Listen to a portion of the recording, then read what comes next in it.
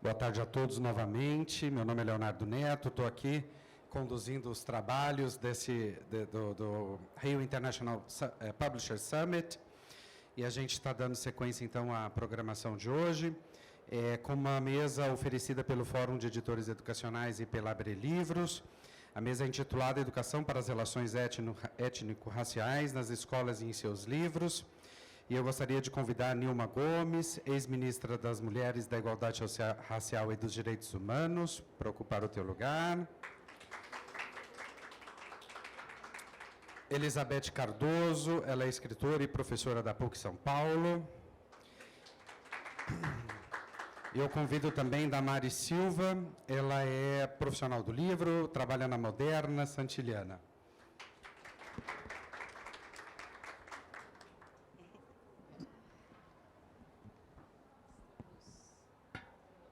Deixa eu pegar minha colinha aqui. Pronto. Boa tarde, que alegria, né? Que mesa! Boa tarde, pessoal. Eu sou Damares Silva, sou diretora de Serviços Educacionais em Soluções Moderna. Queria, primeiramente, agradecer a Abre Livros pelo convite, a Fundação Santiliana também. Esse é um tema que me toca pessoalmente e profissionalmente. Então, mediar essa mesa com essas duas grandes professoras é um privilégio enorme. Como o Leonardo disse, a gente vai falar, então, sobre a educação para as relações étnico-raciais nas escolas e nos livros. E aí, para isso, a gente conta com a presença ilustre da professora Nilma Gomes, que é uma grande especialista da área, que foi ministra, que é escritora de uma bibliografia essencial para nós, né? Eu faço questão de citar aqui alguns dos livros que fizeram parte da minha formação, né? A Mulher Negra que Vi de Perto, publicada pela Mas Editora, Movimento Negro Educador, essencial para todos, quem não leu, importante que leiam. E junto com a Nilma, a gente está com a professora Elizabeth Cardoso, minha conterrânea de São Paulo, que é também professora, doutora em Teoria Literária pela USP, com algumas publicações também essenciais. Acho que hoje a gente vai falar sobre bibliodiversidade também, né? Então, trazer as publicações dessas grandes autoras é importante para nós. Dentre os livros, nós temos, então, Todo Mundo é Misturado, publicado pela Brink Book. Depois de Tudo Tem uma Vírgula, pela Patois, que foi ganhador do Prêmio Machado de Assis, no 3º lugar de melhor romance, em 2021. Então, eu espero que essa mesa seja enriquecedora para todos nós. A nossa intenção é falar um pouco sobre esses 20 anos de lei, 10.639. Um longo caminho foi percorrido, mas tem um longo caminho pela frente. Então, quais são os nossos desafios ainda pela implementação dessa lei, sobre o ponto de vista da educação antirracista e da literatura? Então, eu convido a professora Nilma para começar com a sua fala, e queria deixar também um recado importante, antes da fala da professora, que a gente pretende ter um espaço para perguntas. Então, se vocês tiverem, ao final da fala das professoras, eu vou conduzir esses questionamentos. Professora Nilma, muito obrigada, e estamos aqui todos afoitos pela sua fala. Muito obrigada, Damares. Uma boa tarde para todas as pessoas, uma boa tarde para a professora Elizabeth, que me acompanha aqui nessa mesa, agradecendo a Abre Livros, muito obrigada, a Abre Livros, a Fundação Santiliana, por esse espaço, por essa possibilidade. Então, eu olhando o público, me parece que o público tem conhecimento da temática que a gente vai tratar. Então, eu quero só reforçar alguns aspectos e levantar também o que nesses últimos 20 anos nós temos de avanços, indagações e limites no que diz respeito a essa lei.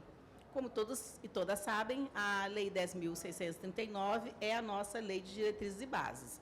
Ela é a LDB, a 93/94 de 96. Muitas vezes, quando nós falamos assim, 10.639, que parecendo que é uma lei, né, específica, ela é específica, mas ela não é a parte. Ela está dentro da educação nacional. Então, ela altera a nossa LDB, incluindo 2 artigos, 26A, 79B, que trata da obrigatoriedade do ensino de história e cultura afro-brasileira e africana nos currículos das escolas públicas e privadas, né, da nossa educação básica. A lei vai tratar de ensino fundamental e ensino médio. Então, muitas vezes, as pessoas leem o texto da lei e falam assim, isso é restritivo, a educação infantil não entra. Mas tem uma outra parte que complementa essa legislação, que é muito importante também, que seja conhecida, que muitas de vocês já devem conhecer, que são as diretrizes curriculares nacionais para a educação das relações étnico-raciais e para o ensino de história e cultura afro-brasileira e africana. Essas diretrizes, elas são, na realidade, um parecer do Conselho Nacional de Educação, o 03 de 2004, e a resolução do Conselho Nacional de Educação, o Conselho Pleno, que é 01 de 2004, que tem força de lei. E as diretrizes, elas institucionalizam essa alteração da LDB e elas dão orientações para os sistemas de ensino, para as escolas públicas e privadas, para as universidades, como implementar essa legislação ou os eixos centrais que essa legislação traz. E nas diretrizes, elas abrangem toda a educação básica, desde a educação infantil até o ensino médio, e abrangem também o ensino superior, principalmente no seu artigo 1º da resolução, que organiza, né, essas diretrizes. O artigo 1º, ele é bem nítido, que a implementação da legislação diz respeito aos cursos de licenciatura, não é isso? A pedagogia e as demais licenciaturas, né, como a pedagogia também é uma licenciatura, e outros cursos também, não somente os de licenciatura, porque essa discussão não é uma discussão só para professores e professoras, essa é uma discussão para toda a sociedade. Então, nós temos uma série de discussões, que aqui não cabe nem colocar, se tivéssemos tempo, de situações de áreas como a engenharia, como o odonto, como a medicina, que a ausência de uma discussão aprofundada e crítica sobre história e cultura africana e afro-brasileira resulta em ações e comportamentos racistas, né, muitas vezes impensados e outros conscientes, de profissionais de muitas outras áreas. E nós estamos no Brasil, quase 60% da nossa população é formada da população negra. Nós temos um histórico de colonial, de escravidão, de resistência, de luta anti e pós-abolição. Nós temos hoje uma série de dados que vão mostrar que as desigualdades socioeconômicas do Brasil não se organizam, não acontecem sozinhas, elas acontecem junto com uma desigualdade racial, junto com uma desigualdade de gênero. Ou seja, eu acho que não preciso colocar muitos argumentos para a gente pensar que na formação em nível superior, quer seja graduação, pós-graduação, essa discussão que nós falamos muito para a educação básica, ela também deveria acontecer. Porque uma das formas de superação do racismo é você também superar a ignorância sobre os temas. E o Brasil ainda tem uma grande ignorância sobre o que é o continente africano e sobre o que é a nossa história brasileira contada via a história de negros e negras no Brasil, que também é uma outra discussão. Muitas vezes nós colocamos a história da população negra como se fosse uma história à parte da história do Brasil. Não, ela é a história do Brasil. Então, para compreender o Brasil, nós temos que compreender as diferentes histórias das etnias, das raças, no sentido social, no sentido da raça, no sentido social, que conformam a nossa sociedade. Então, acho que aí está dada assim, a importância da legislação e de que não dá para você se ater somente ao 26A e o 79B. O 79B, ele instaura o Dia Nacional da Consciência Negra como o dia 20 de novembro, como uma data do calendário escolar, e o 26A depois teve um acréscimo, que é a questão indígena, com a Lei 11.645 de 2008. Bom, então, indo mais à frente, vamos pensar assim, desafios e indagações e limites que a gente tem dessa implementação. Nós tivemos algumas pesquisas que saíram esse ano, uma do Instituto Alana, Instituto Gueledés, e também uma outra que foi realizada pelo Todos pela Educação. Tivemos uma outra pesquisa de 2010, que eu coordenei ainda pelo Ministério da Educação e Unesco, e essas pesquisas, elas mostram pontos comuns, apesar da distância no tempo, de 2010 para 2023. Então, tem uma leitura que, nesses 20 anos de implementação dessa legislação e das suas diretrizes, nós não podemos falar que nada aconteceu, ok? Eu acho que essa é uma fala muito derrotista, que, inclusive, vai na contramão de toda uma luta pela implementação de uma educação antirracista, de uma educação para a diversidade, que já existia antes da Lei 10.609 de 2003, mas existia muito na luta, no ativismo, na militância, não tinha sido institucionalizada como uma obrigação do Estado, uma obrigação das escolas públicas e privadas. Esse é o grande diferencial. A gente sai de uma luta ativista, que o movimento negro sempre fez, né, para depois um reconhecimento do Estado brasileiro de que a superação do racismo, de uma educação antirracista, é para toda a sociedade brasileira. Porque a superação do racismo, ela traz, digamos assim, uma libertação mental para todos e todas de qualquer grupo étnico-racial. Uma libertação comportamental, uma libertação política para as pessoas que entendem, né, como é importante saber, conhecer, criar atividades, conhecer a literatura, fruição, etc., nessa perspectiva que a legislação traz, ok? Então eu vou pensar que alguns desses desafios, limites, que quando estiver faltando 5 minutos, você me fala, para eu não empolgar. Bom, primeiro, as pesquisas vão mostrar que essa implementação ela é irregular.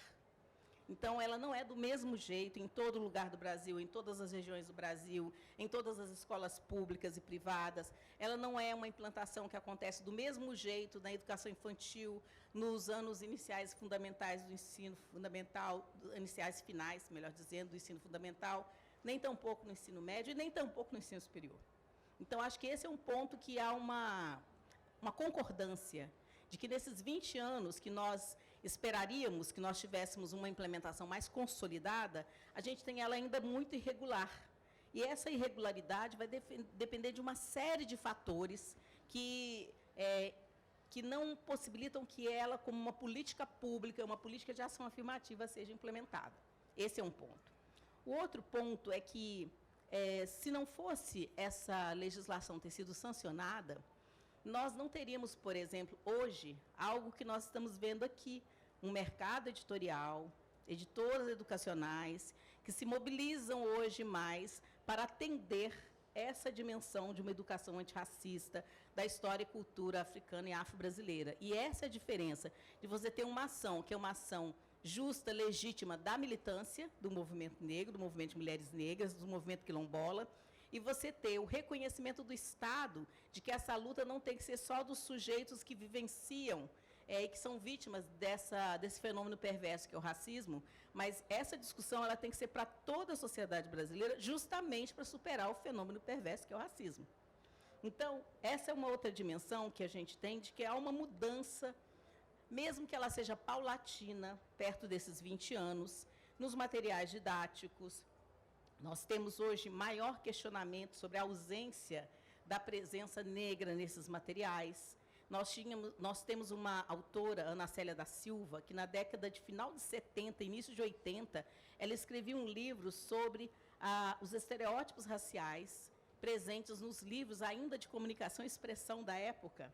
E eu me lembro, né, nós estudando essa história do movimento negro, das mulheres negras intelectuais, quão reticente essa pesquisa de Ana Célia naquela época foi recebida pelas pessoas, pela educação, pelo mercado editorial. E hoje nós temos uma série de outras pesquisas que vão comprovar, de fato, que isso que a Ana Célia denunciava acontece.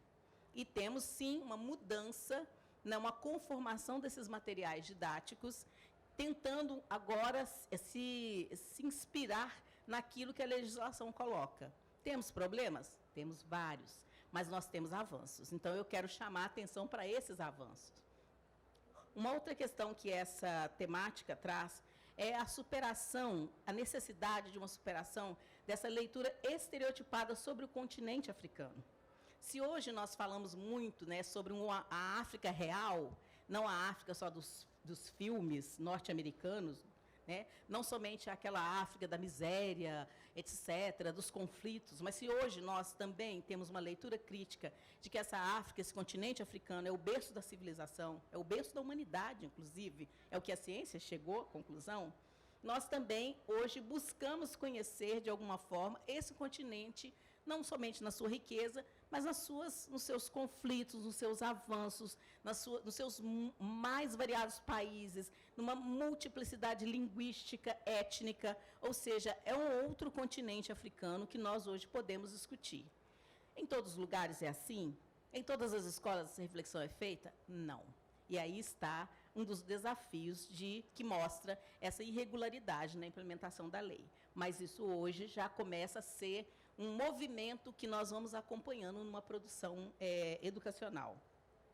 A outra dimensão que eu também queria chamar a atenção é esse lugar da Europa, né? Um lugar eurocentrado do mundo, como se a civilização fosse a civilização europeia e outras civilizações, não somente africana, outras também, orientais, etc., é como se elas ou não existissem ou elas fossem menos civilização do que a Europa.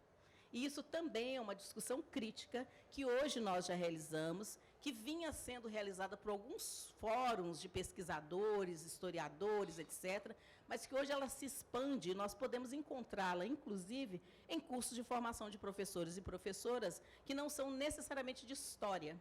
Então, eu acho que esse também é um desafio, ao mesmo tempo, um avanço. E o desafio qual que é? O desafio é que a gente ainda vai encontrar práticas pedagógicas, não só na educação básica, mas também no ensino superior, que ainda tem uma leitura estereotipada desse continente africano e eurocentrada, né?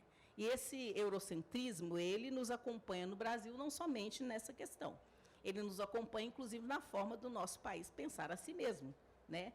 Almejando um lugar de Europa Ocidental, que muitas vezes está nas mentalidades brasileiras, né? E não entendendo o Brasil como o Brasil é. Inclusive, o Brasil na sua conformação de grupos e nações indígenas, africanos e africanas, seus descendentes, e que nós vemos hoje também nas próprias desigualdades que encontramos no nosso país. Então, esse é mais um aspecto. A outra dimensão que eu quero trazer, que eu penso que é uma contribuição e, ao mesmo tempo, um desafio, é essa leitura mais crítica de compreender a diáspora africana, de compreender que aqui no Brasil nós temos negros e negras brasileiros e brasileiras, que nós não somos negros e negras africanos e africanas, porém, nós temos um histórico de racismo na nossa sociedade, um histórico de não integração, como Florestan Fernandes falava, do negro e da negra nessa sociedade de classes que foi se conformando, principalmente pós-república, e essa não integração, ela acaba gerando uma exclusão da população negra de uma série de direitos. Então, essa leitura de entender o Brasil dentro desse contexto da diáspora africana, e não somente o Brasil, a América Latina e os diferentes países latino-americanos, como parte dessa diáspora, dessa dispersão forçada que foi feita pelo tráfico negreiro, isso também é uma leitura crítica que hoje nós já conseguimos fazer na formação de professores e professoras, não somente para aqueles e aquelas que vão trabalhar com o curso de História, ou que vão trabalhar com Geografia, ou que vão trabalhar com as artes, que são 3 eixos centrais do artigo 26A, porém, o artigo 26A não restringe a esses. Ele só exemplifica esses como alguns que são centrais. Mas, se você ler o texto das diretrizes e do Plano Nacional, ele amplia isso para muitos outros campos disciplinares. Uma outra questão que quero trazer é que a legislação, pensando nessa perspectiva de avanços, desafios e limites, ela também se configura como uma ação afirmativa. E nem sempre as pessoas estavam atentas a isso. Que quando a legislação ela é sancionada, ela é fruto de uma ação afirmativa que significa um reconhecimento do Estado de uma desigualdade, né, que incide sobre determinados grupos e que essa desigualdade precisa ser corrigida, que o Estado não pode ser neutro e deixar as coisas caminharem como são. O Estado não pode ser neutro e falar, isso é coisa só dos militantes, ou dos intelectuais, ou professoras e professoras antirracistas, quer sejam negros, quer sejam brancos ou indígenas. O Estado ele tem que intervir para que afirmativamente crie condições para que essa discussão aconteça. Então, é irregular? É, porque a gente vai ter uma série de ações das políticas federais, vamos pensar assim, da política educacional, tem uma série dessas, mas se nós formos em nível municipal, estadual, distrital, nós não vamos encontrar tantas ações sendo impulsionadas assim pelo poder público. Então, essa é mais uma outra questão. E, caminhando, eu diria para vocês, pensando na dimensão do mercado editorial, das editoras que trabalham com a educação pública, a gente tem aí algumas urgências, digamos assim, e eu vou falar para vocês quais são elas, na minha perspectiva. Uma urgência Beth vai falar muito mais do que eu sobre isso, é de mais publicações sobre literatura produzida no Brasil, principalmente por autoras e autores negros, e também uma publicação, ou tradução, ou conhecimento, ou circulação de literatura africana, não somente de língua portuguesa, mas de língua portuguesa também, é riquíssima, e de outras línguas também, que possam ser acessíveis para a sociedade brasileira. E isso faz parte de um processo educativo que eu penso que esse ramo, digamos assim, do mercado editorial deveria se preocupar e tem condições de investir. Uma outra, que eu diria, é um destaque, então, para essas autoras, esses autores negros e negras, que são muitos e vários no Brasil, e as suas obras, que nem sempre são conhecidas, ou a gente acaba também elegendo ícones, e se esquecendo de que tem uma profusão de outros autores, de publicações. A gente andando pela Bienal, nós vamos encontrar essas publicações aqui, mas muitas vezes isso está disperso, não é conhecido, sabe? Acontece de maneira como se fosse não legítima, entendem? Então, esse processo é um processo a ser superado, né? Uma outra que eu quero colocar para vocês como urgências, a gente tem pouquíssima publicação dos contos, de poesias, de autoras e autores negros e negras, de autores africanos e africanas, de autores não negros que também trabalham com a temática. A gente ainda não tem um conhecimento nosso sobre esses autores e autoras, e fica parecendo sempre que é uma literatura de segunda mão, uma poesia de segunda mão, uma pesquisa de segunda mão. E quando a gente está fazendo isso, seja na mentalidade ou nas práticas editoriais e nas práticas políticas, nem sempre a gente pensa que nós estamos corroborando com o racismo.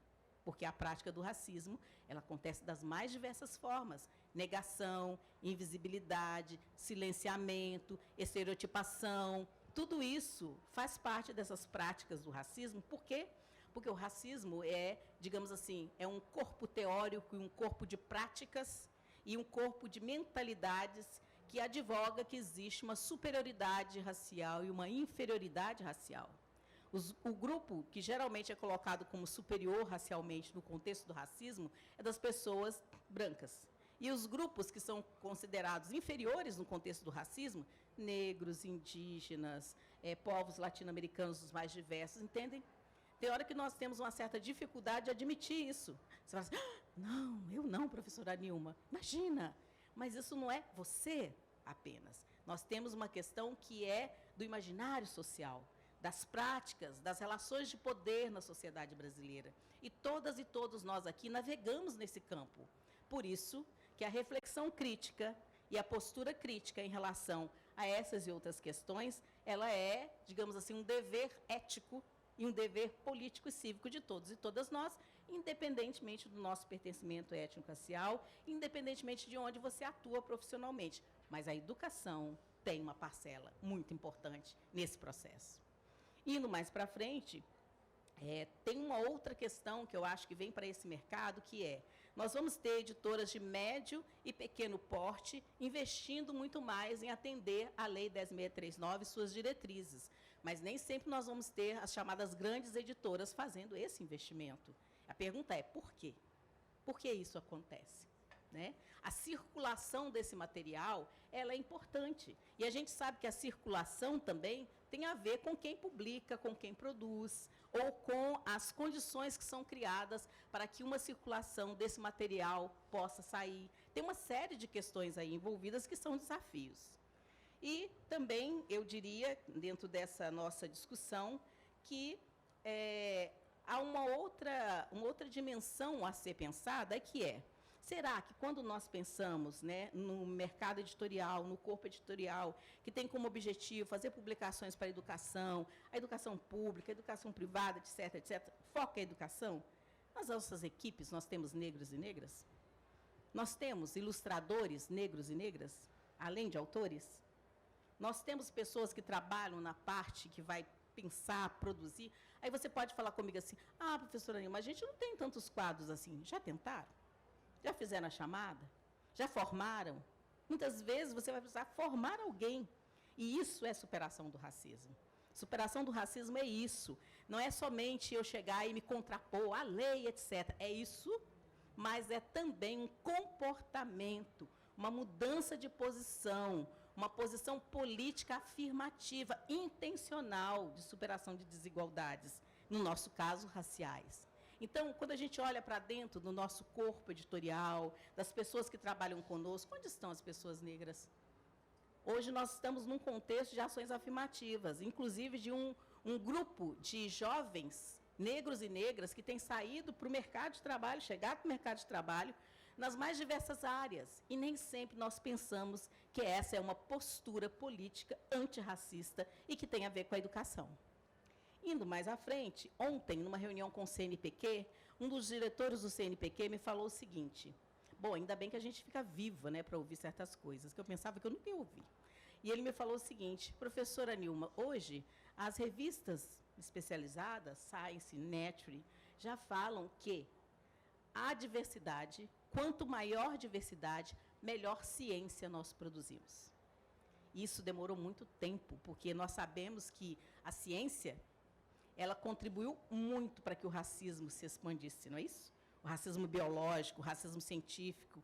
E olha onde nós estamos no século XXI, quando você tem uma autoridade do campo da ciência reconhecendo isso, porque saiu nas revistas indexadas e maravilhosas, Londres, Inglaterra, Estados Unidos, etc., não é isso? Sendo que tem uma luta histórica de resistência no Brasil, mas vamos lá pensar, que bom que saiu. E isso faz com que um campo do fomento à pesquisa comece a pensar sobre a questão das pesquisas e pesquisadores negros, se há justiça ou não há justiça, se há equilíbrio. Então, gente, se isso está lá no ensino superior, no fomento à pesquisa, imagina quem atua com a educação básica. Então, quando a gente fala sobre o recorte racial, nós não estamos falando só sobre o recorte racial em específico. Nós estamos falando do campo da diversidade do nosso país, de uma das expressões da diversidade no nosso país. E eu vou morrer explicando o que é a diversidade. A diversidade não é a soma dos diferentes. Não é, de novo eu vou explicar para quem já me ouviu, não é negro mais índio, mais branco, mais com deficiência, mais LGBT igual diversidade. Diversidade é construção social, histórica, cultural, política e também econômica das diferenças. As diferenças vão sendo construídas na sociedade, nos processos de relações de poder. Tanto as diferenças que a gente luta para dar legitimidade, tornar humanos aqueles que fenômenos perversos como o racismo desumaniza, tanto também as diferenças são inventadas por grupos opressores que constroem determinadas diferenças para excluir. Então, quando nós entendemos esse processo da diversidade como construção, quem é que trouxe esse debate para nós? Não foi, infelizmente, a universidade nem a produção da ciência, foram os movimentos sociais. Então, o movimento negro, de mulheres, indígenas, do campo, esses sujeitos, atores políticos, trouxeram para a sociedade brasileira essa discussão, esse debate, e se não fosse a ação desses atores, sujeitos políticos, nós não teríamos, por exemplo, a alteração da LDB, pela Lei 10.639 e suas diretrizes. Então, quando a gente pega o texto da LDB, o texto das diretrizes, ali não estão apenas palavras, né, histórias, ali tem vidas, porque foram muitas pessoas que lutaram para que o Brasil avançasse e a educação brasileira avançasse nesse ponto. Então, eu acho que isso traz para nós uma questão que eu quero finalizar, é que, vamos pensar, seja a educação básica ou o ensino superior, seja o campo do mercado editorial, de um modo geral, e aquele mercado editorial que se dedica, por exemplo, ao público, etc., etc. Olha, se a questão do antirracismo, se a questão da diversidade não somente no que produz, mas entre os próprios sujeitos que produzem, ela não estiver contemplada, eu diria para vocês que esse campo, esses espaços, as organizações, essa básica, educação básica superior, não está em sintonia com o século XXI. Não cabe mais, no século XXI, comportamentos preconceituosos, uma uniformidade racial nos espaços de trabalho, tem uma falta de sintonia com o século XXI. E o Brasil, diverso como é, não pode ficar desintonizado. E mais, pensando em mercado, também está perdendo uma grande oportunidade de investimento. Então, o que também tem se discutido é que maior diversidade, melhor ciência, maior diversidade também, maior investimento.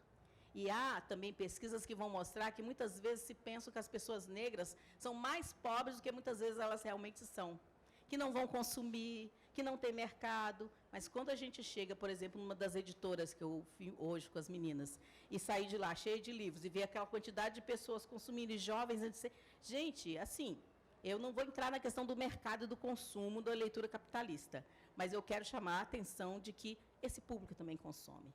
E esse público é exigente no que se consome. Então, também não se pode produzir qualquer coisa. Porque, muitas vezes, também vamos produzir qualquer coisa que vai ser consumido. Não. Esse público está ficando cada vez mais crítico. E está ficando mais crítico porque mais educação tem sido acessada por eles nas nossas lutas pela democratização e universalização da educação. Então, eu quero deixar aqui como um chamado, é de que se todos nós, eu imagino que nessa sala, nós lutamos pela democracia, prezamos a democracia, porque sabemos o que ela significa, não há democracia com racismo. Então, se nós somos democráticos ou queremos ser democráticos, a nossa democracia, de fato, ela tem que considerar uma série de práticas políticas, comportamentos antirracistas. E a educação antirracista faz parte de uma dessas práticas e dessas políticas. É isso. Muito obrigada. Obrigada. Meu Deus, que maravilha! Cada uma dessas dimensões dá vontade da gente ficar mais, sei lá, 2 horas para cada uma das dimensões propostas. Obrigada, professora. Então, agora eu queria passar a palavra para Beth Cardoso, para contribuir também com essa mesa. E precisa? Sem dúvida, sem dúvida. Que fala maravilhosa, que quantas questões foram levantadas, né? Ainda bem que eu trouxe um roteiro, porque senão eu já ia falar uma coisa totalmente diferente do que eu queria falar do início, porque Nilma trouxe muitas... abriu, né? Muitas portas aí para a gente refletir.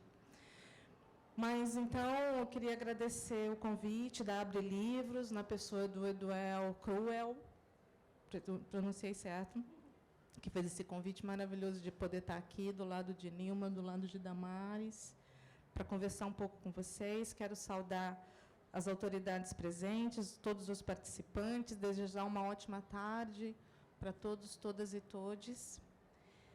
Abraçar minhas companheiras de mesa, a professora e escritora Nilma Lino Gomes, a quem eu admiro de longa data, estou tendo a chance de compartilhar esse momento. A Damares Silva, quem conheci nesse processo, e já estou grata por ele, só por isso. O tema é amplo, tem atravessamentos multidisciplinares. O nosso campo, o campo da literatura, de literatura de ancestralidade negra, está em construção, e no ponto de vista conceitual. E em 20 minutos eu vou correr vários riscos aqui, de deixar muitos aspectos importantes de fora, de deixar de falar nomes muito importantes para esse nosso contexto atual. E eu tentei fazer um recorte, né? Eu vou tentar aqui falar da importância da literatura de ancestralidade negra, que é um modo como eu chamo a literatura negra no Brasil. Quem é da área sabe, tem toda uma discussão conceitual, o que é literatura negra, literatura afrodescendente, literatura afro-brasileira, e eu estou chamando de literatura de ancestralidade negra, e o papel da literatura infantil e juvenil na educação antirracista.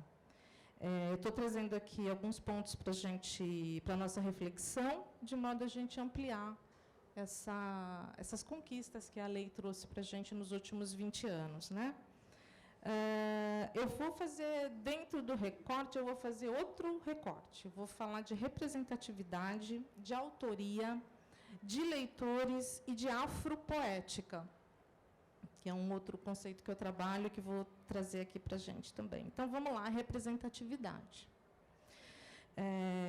Sobre a presença de personagens negras, pardas e pretas nos livros de literatura infantil e juvenil, valorizando e promovendo a presença e a atuação dessa população na nossa cultura. A Lei 10.639, até a lei acontecer, salvo raríssimas exceções, o que tínhamos era, a invisibilidade, quase a ausência do tema e de personagens negras. 2, quando a questão racial aparecia nessa literatura, a representação da população negra era na chave das profissões braçais, a empregada doméstica, ou da violência, da criminalização, especialmente do homem negro. E isso a gente não pode deixar de observar, que está na base do genocídio do homem negro aqui no Brasil, que está em curso há séculos, acontecendo nesse exato momento também. Ou ainda a imagem da pobreza, da fome e da violência, calando sobre a cultura, em especial a belíssima literatura oral de raiz africana, que nunca foi valorizada tanto quanto a literatura oral eurocêntrica. A diversidade da África, idiomas, culturas, geografias, e calando sobre a violência, o genocídio, a colonização, a escravização dos africanos trazido para o Brasil à força. Ou seja, a literatura infantil juvenil no Brasil era, ou é, a gente está aqui para conversar sobre isso, branca. E, em grande parte, racista. A Lei 10.639 contribuiu para a mudança nesse cenário. Primeiro, por forçar, no primeiro momento, a ampliação da presença de temas e personagens negros e negras, e, no segundo momento, favorecer a qualidade dessa presença, ou seja, produtores de livros e educadores começaram a se perguntar como fazer a cultura, a história da população negra, em livros que valorizem as pessoas afrodescendentes. Quem está mais apto, nesse momento, a produzir essa literatura, a pensar essa literatura? Quem lê essa literatura? Sabemos mediar essa literatura? Será que é a mesma mediação? As duas últimas questões estão para ser respondidas. A gente tem algumas ideias, que a gente pode conversar depois. Mas o que eu coloquei no início, as duas primeiras, né, sobre os produtores de literatura, parece que a gente está encontrando aí algumas possíveis respostas, né? Uma das hipóteses que é forte hoje, para quem estuda a literatura de ancestralidade negra, é que, prioritariamente, quem estaria mais apto a fazer essa literatura, pelo menos nesse momento, são as pessoas afrodescendentes. Eu não estou dizendo que está proibido de pessoas brancas escrever sobre pessoas negras. Cada um escreve o que tem vontade, o que acha necessário, óbvio. O que se conclui é que, principalmente devido ao racismo estrutural presente em nossa sociedade e o epistemicídio negro, é importante que essa literatura seja produzida e pensada prioritariamente, não exclusivamente, mas prioritariamente por pessoas afrodescendentes. Por que isso é importante? Tentando responder aqui perguntas que o painel colocou. É importante, pois assim reduzimos em muito, isso não se exclui, mas a gente reduz em muito a possibilidade de editarmos ou adotarmos livros supostamente antirracistas, ou supostamente corretos do ponto de vista racial, mas que, na verdade, trazem aspectos racistas, ou, no mínimo, discutíveis do ponto de vista racial. Cito Menino Marrom, de Ziraldo, Menina Bonita do Laço de Fita, de Ana Maria Machado, e o mais recente caso, que vocês todos devem ter acompanhado, do ABC da Liberdade, de José Roberto Toreiro, no qual o menino negro africano brinca feliz da vida com a corrente que o aprisiona num navio negreiro. A ideia que parece que queria ser mostrada no livro é que existia um lado positivo na escravização, como se houvesse esse tal lado. Eu estou ciente do quanto é polêmico citar esses 3 grandes nomes, 3 pessoas brilhantes da literatura brasileira. No caso de Ziraldo e de Ana Maria Machado, pessoas que lutaram, foram muito importantes para a abertura democrática, para o fim da ditadura no Brasil, com obras que nos formaram e nos marcaram muito. Mas sabe por que eu faço essa provocação? Que é para a gente pensar como como o racismo estrutural atravessa e pega e passa. Então, citar nomes assim, com livros que têm um conteúdo racial discutível, no mínimo discutível, eu acho que é importante para a gente pensar, né, que essas coisas, a presença do racismo, do potencial racismo na literatura infantil, ela não acontece como um projeto. Vamos ser racistas. Vamos fazer um livro aqui para transformar nossas crianças. Não acontece assim. Ele acontece porque existe uma naturalização desse pensamento racista no Brasil. E aí a gente cai na questão da autoria. Aqui evoco o conceito de epistemicídio, do epistemicídio negro, da Sueli Carneiro, que, bem resumidamente, é o apagamento de intelectuais, artistas, negros e negras, das nossas bibliografias, das nossas estantes, das nossas livrarias, das academias, dos prêmios. E, ficando dentro da literatura infantil e juvenil no Brasil, ressalta a constatação, e um primeiro resultado da pesquisa que eu desenvolvo agora, que é uma pesquisa que está em curso, intitulada A Poética da Literatura Infantil Brasileira de Ancestralidade Negra, História, Crítica e Mediação, na qual eu busco, primeiro, a reconstituição da história do gênero literatura infantil, recolocando a literatura infantil produzida por autores de ancestralidade negra na história crítica da literatura infantil brasileira. Depois, a análise crítica da elaboração poética das obras, ir além da afrotemática e pensar a afropoética. A elaboração de propostas de mediação para fruição de leitura do literário, deslocando essa literatura de uma abordagem didática. Então, até o momento, eu queria compartilhar com vocês algo que é muito relevante dessa pesquisa. Ela revela e documenta autores negros atuantes nesse gênero desde a fundação do gênero, desde o século XIX. Então, são escritores que não são nem mencionados nos livros que são referências no estudo e na documentação da literatura infantil juvenil. Por exemplo, Gonçalves Crespo. Nasceu em 1846, faleceu em 1883. Ele escreveu o livro Conto para Nossos Filhos, em 1896.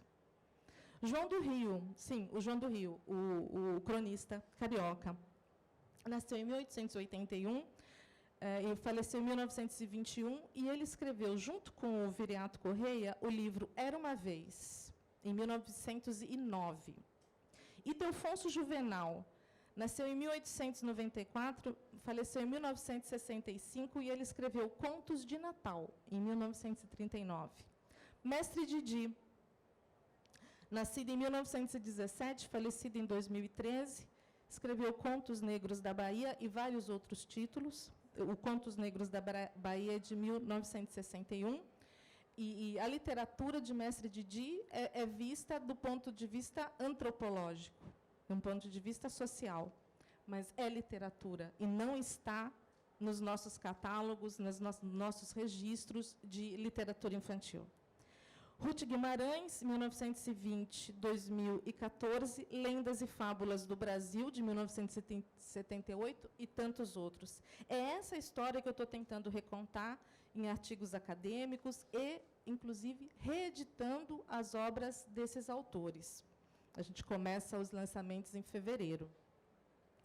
Para além dessa autoria de quem escreve, é importante destacar também, como a Nilma já também ressaltou, ilustradores, ilustradoras, editores e editoras, livreiros, críticos e críticas literárias, curadores e mediadores negros. É preciso enegrecer toda a cadeia profissional de produção e recepção do livro. Só assim a gente vai garantir a meta prevista pela Lei 10.639. Passo agora para os dois últimos aspectos, estou terminando, acho que o tempo da gente está meio... os dois últimos aspectos que estão ainda bastante iniciais nas discussões e que eu penso que deve ocupar as nossas agendas com mais foco daqui para frente. A questão dos leitores, dos mediadores e da afropoética. Dos leitores, o primeiro aspecto é que, felizmente, hoje, temos mais leitores negros e negras, principalmente com os editais e os programas públicos de acesso ao livro. Agora, quem é essa criança negra? O que é uma infância negra? Salvo raras exceções, toda a nossa pedagogia, toda a nossa crítica literária de literatura infantil, todos os estudos históricos, sociais e literários voltados para a criança foram pensados em uma criança branca, em uma infância branca, em uma infância eurocentrada, burguesa, de classe média. O que sabemos da criança e da infância negra? Quase nada. Mas, ao abrirmos nossa epistemologia para autores e autoras negras e para o conhecimento e a tecnologia africana, aprenderemos muito. Por exemplo, o griot não é apenas um modo de contar a história, mas é uma metodologia de ensino.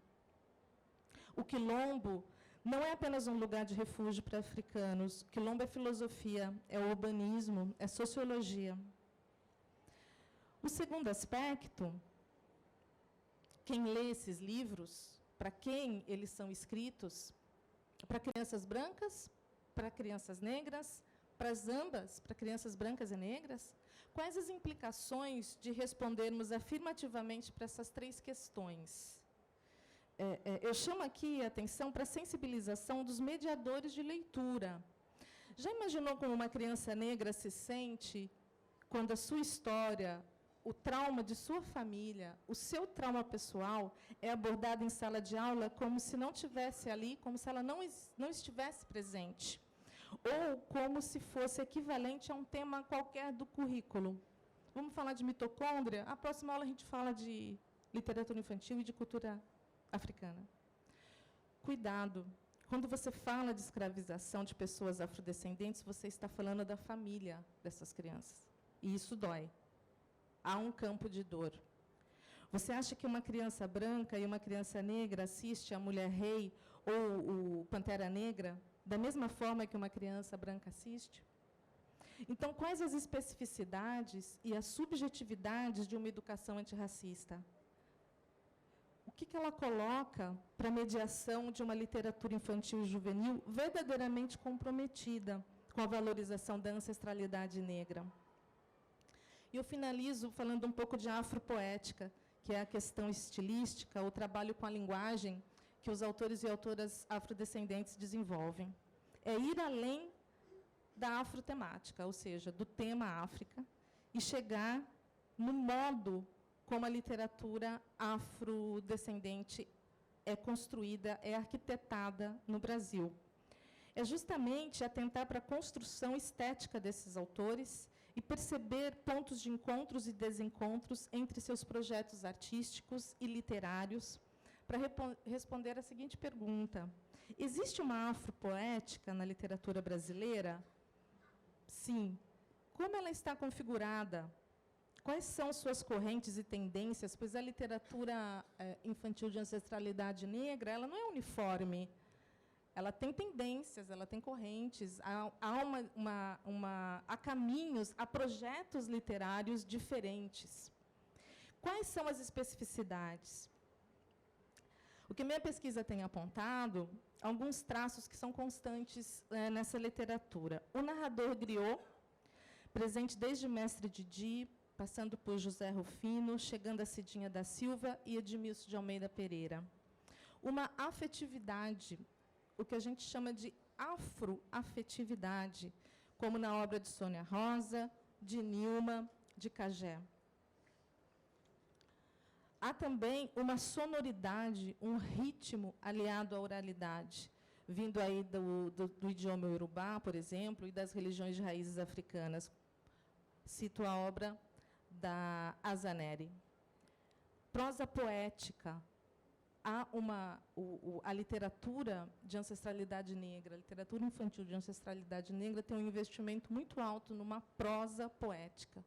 Mesmo quando é um conto, mesmo quando é uma novela, há um investimento linguístico, há um investimento estético que aponta para uma poesia, né? para um trabalho com a palavra, com a linguagem, de forma a chamar um texto oral, a forma a chamar uma oralidade. E o pensamento mágico guiando o cotidiano, como na obra da Kiyo-san. E, no caso da prosa poética, o exemplo que eu estou trazendo é Heloísa Pires Lima. São estratégias que eu estou chamando aqui de afropoética, um modo específico do escritor e da escritora afrodescendente escrever, mas é uma pesquisa em andamento. Para finalizar, eu quero destacar um aspecto que é comum a todos os pontos aqui levantados, mas, em especial, ao último, que é o distanciamento do didatismo. Sabemos que a literatura infantil e juvenil, em geral, tem sua história atravessada pela escola, que explora, sem pena, da poética, o potencial educativo que a literatura tem. Tem sido uma luta nossa reivindicar a leitura da literatura por fruição, por prazer, por deleite. Diante da Lei 10.639, que institui a presença de obras com e sobre a literatura africana, a literatura de ancestralidade negra está ainda mais atingida pelo campo do didatismo, que a literatura infantil juvenil, em geral, tem. Porque acaba sendo o lugar de atender a lei. Vamos atender a lei? Vamos. O que a gente faz? Né? Faz um checklist. Vamos adotar aqui esses livros, esses autores negros e negras, porque a gente já vai dar conta dessa demanda. E aí esse livro chega lá como temática, não chega como uma literatura que deve ser lida. Inclusive, é até estranho falar isso, mas a gente tem que falar, como literatura, né? Então, se a pessoa está dando literatura brasileira, então ela lê Lima Barreto, ela lê Conceição Evaristo, ela lê Ana Maria Gonçalves, ela não tem que esperar chegar no item do currículo literatura afro-brasileira ou literatura negra. Não, é a literatura que pode estar em qualquer lugar. Vamos dar uma aula de conto. Vamos ler Cidinha da Silva. Não é isso? Então, não precisa, essa reivindicação hoje é muito forte, né? Sempre foi, mas é algo que os autores clamam, né? Essa necessidade da literatura negra entrar nas nossas reflexões literárias, para além das reflexões políticas e temáticas. Então, eu quero terminar mesmo, eu já falei isso 5 vezes, mas agora é de verdade. Só propaganda enganosa. Com o último alerta, os livros de literatura negra devem ser editados, adotados e mediados, não apenas para obedecer uma lei, não apenas para atender a demanda de um edital, não apenas para dar conta de um conteúdo curricular, mas sim e também porque é fruição, é diversão, é literatura de qualidade, é literatura inovadora, emocionante, cativante, ampliadora de repertórios culturais e detentora de um projeto poético, estético e ético. Por isso é importante e por isso deve ser editada, lida e celebrada, como a gente está fazendo aqui hoje. Obrigada.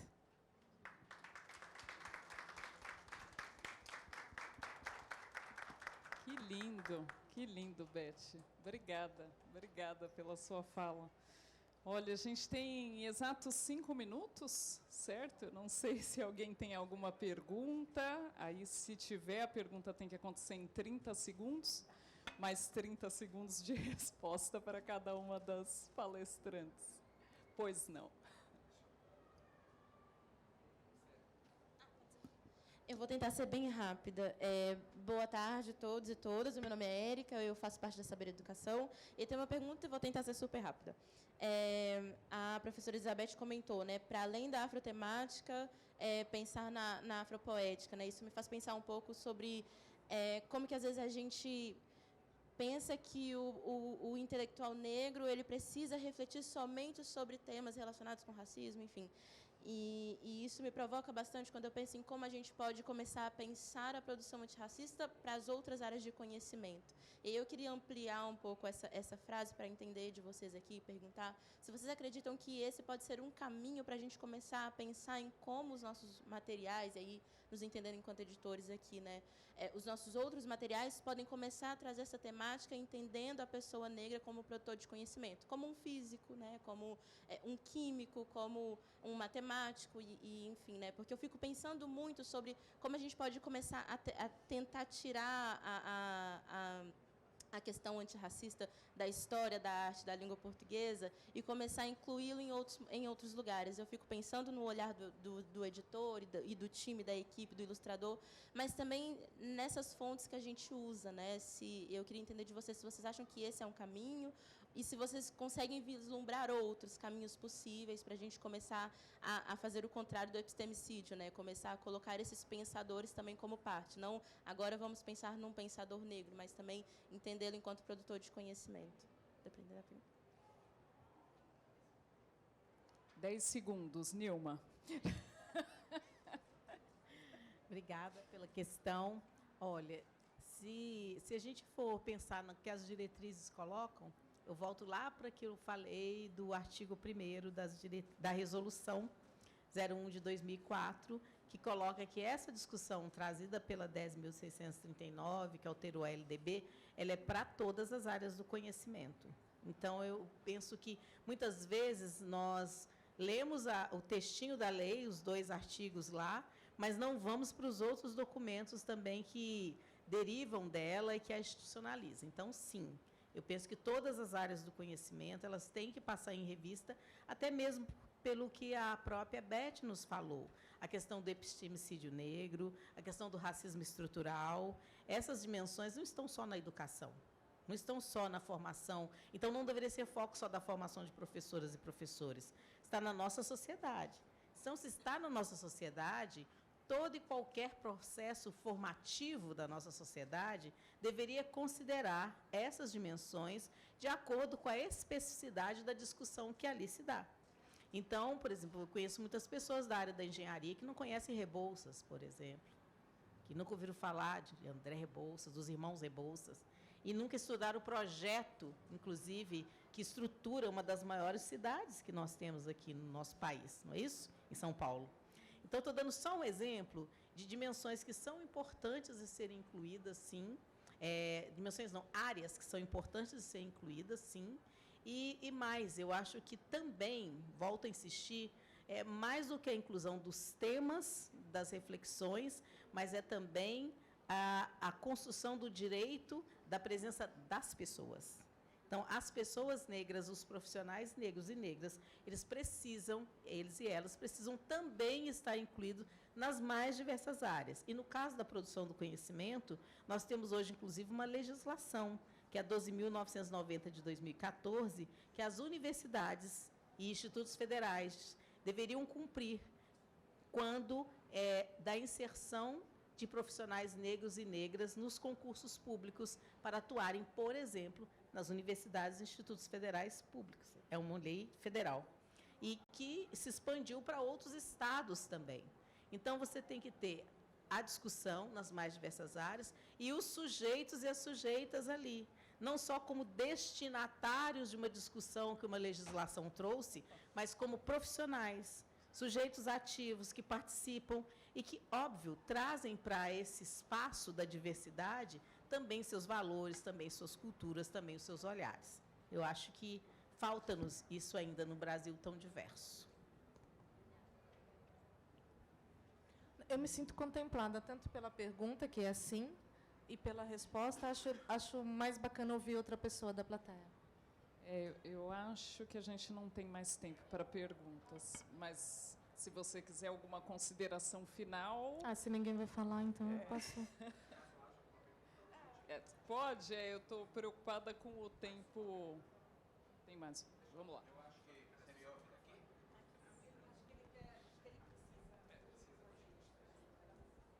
Boa tarde. Apesar de não conseguir ter ouvido, você tem uma fala final, eu peguei bem o final mesmo, que eu acho muito importante, que é justamente o momento em que a gente conseguir trazer esta pauta para dentro do plano político-pedagógico das escolas e não trabalhar mais como um assunto adicional quando sobrar tempo ou tratar isso de uma forma muito acelerada.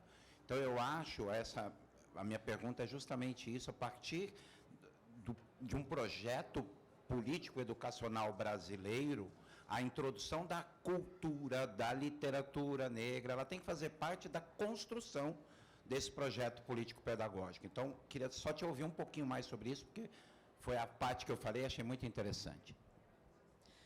Obrigada pela pergunta. De fato, é um momento da gente avançar nesse rumo, né? De sair dessa especificidade, desse lugar já preparado ou não, e avançar para que isso seja o que tem que ser, né? Então, autores negros, matemáticos, físicos, químicos, né? E veja, só talvez para acrescentar, juntando as duas questões, né? A diferença que é ter corpos negros e termos corpos negros e currículos negros e temos corpos negros e currículos negros com conhecimento negro, né? Porque o que acontece muito também é um uso, né, para atender demandas, para atender algum tipo de edital e de lei. Então, você traz pessoas negras, mas elas não podem trazer a cultura delas. Elas não podem trazer a religião, elas não podem... o tempo, a organização, as propostas, as referências. Não. A gente tem que continuar fazendo como a gente fazia antes. Então, a gente não avança assim. A gente tem que trazer as pessoas e tem que trazer o conhecimento que essas pessoas têm junto, porque isso é que vai trazer inovação, vai colocar as empresas para ampliar os seus horizontes, né? E o mesmo vai acontecer dentro da escola, né? Quando esses conhecimentos começarem a fazer parte do cotidiano da escola e não abrir um parênteses, né? E isso me preocupa especialmente com as crianças afrodescendentes. Toda vez que você abre parente, fecha parente, abre parente, fecha parente. É a vida dela que está ali. E nós temos 60% de crianças negras nas nossas escolas, e como é que elas estão sendo incluídas nesse processo, né? Não sei se eu te respondi. Gente, eu estou contemplada e emocionada. Foi ótimo. Infelizmente, a gente tem que encerrar. Mas eu acho que esse tempo que foi curto mostra também a importância de todos nós aqui de tomarmos as rédeas dessa discussão para o nosso nicho. Então, levar essas informações, as dimensões, os autores, todas as propostas trazidas para a nossa especificidade, né? Para as nossas editoras, para as nossas salas de aula, para o texto que a gente escreve, enfim. Acho que ficamos com uma grande e importante lição de casa, né? Muito obrigada, Eduardo, fique à vontade. Obrigado, Damares. Queria só fazer um agradecimento em nome da Abre Livros, né? O nosso presidente, Ângelo Xavier, precisou ir para o aeroporto, mas saímos arrepiados, encantados, com provocações merecidas. para construir o que a professora Nilma falou, uma sociedade efetivamente democrática, né? E temos muito ainda a ser feito. E vejo aqui, né, várias editoras aqui que nos acompanham na Abrir Livros, né, que já estão olhando para essa representatividade nos seus quadros, para a representatividade não só, né, de funcionários, de editores, mas também na perspectiva autoral, né? Inclusive, acho que até o tema... Opa, perdão. O tema do... Acho que tem uma apresentação, né, não específica do setor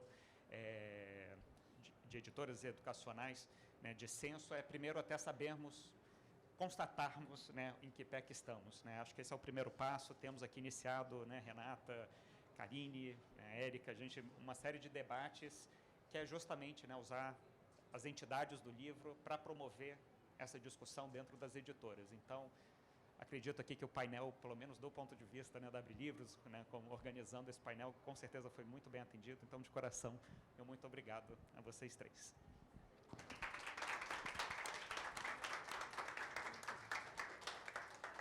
Eu também gostaria de agradecer em nome do SNEL e pegar carona numa fala de vocês duas, da professora Nilma e da professora Beth.